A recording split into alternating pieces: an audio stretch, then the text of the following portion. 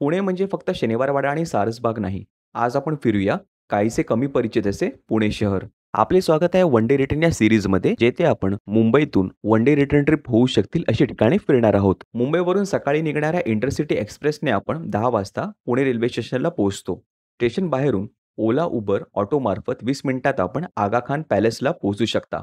1892 साली बांधलेल्या या पॅलेसमध्ये भारत छोडो चळवळीदरम्यान महात्मा गांधींना नजरकैदेत ठेवले होते.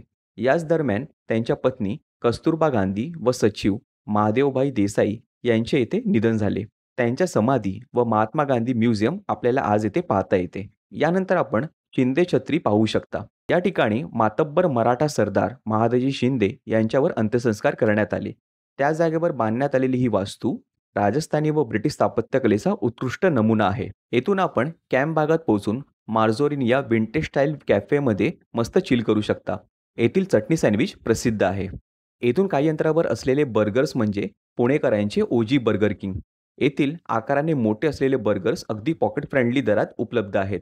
पेटपूजा झाल्यावर एम्प्रेस बॉटॅनिकल गार्डन येथे शहराच्या गजबजाटापासून दूर निसर्गाच्या सानिध्यात छान वेळ घालवता येतो.